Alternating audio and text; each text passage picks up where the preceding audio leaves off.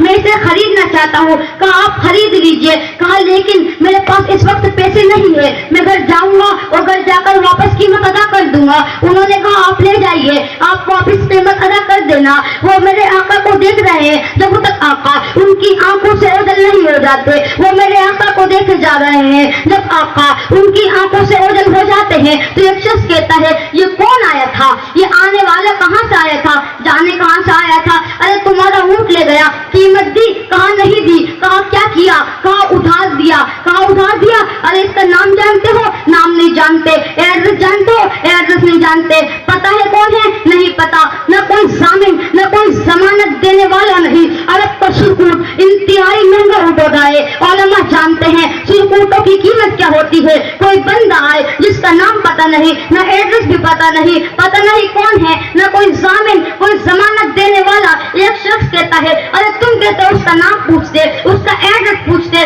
اس کا پتہ پوچھتے, جانے ہمیں کیا ہو گیا تھا. ہماری عقل پر تو پردے پڑ رہے تھے. ارے جب وہ بولتا تھا نا تو اس کے منہ سے پھول جھڑتے تھے.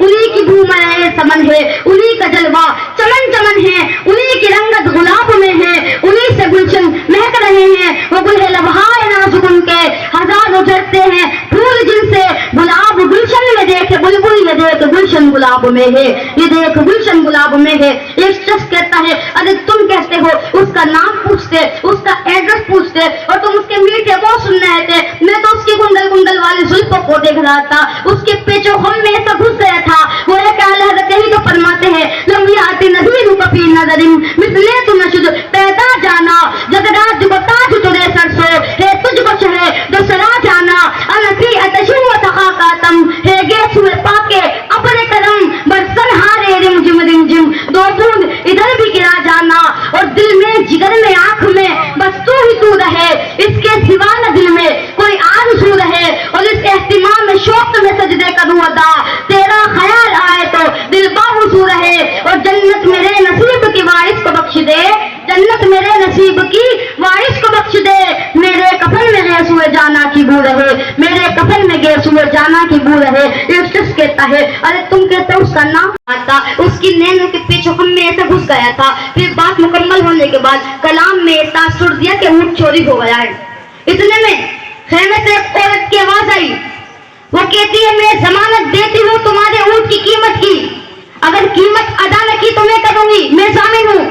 کہا شکر ہے, اسے کوئی تو جانتا ہے, کوئی تو پہچانتا ہے, شکر ہے تم جانتی ہو. کہا جانتی تو میں بھی نہیں ہوں, کون ہے. کہا ضمانت طے کی, کیوں ضمانت دے رہی ہو. کہا جب وہ تم سے باتیں کر رہا تھا نا تو خیمے کی اور سے میں نے اس کا حسین چہرہ دیکھ لیا, اور جس کا چہرہ اتنا حسین ہو وہ جھوٹا نہیں ہو سکتا, وہ جھوٹا نہیں ہو سکتا.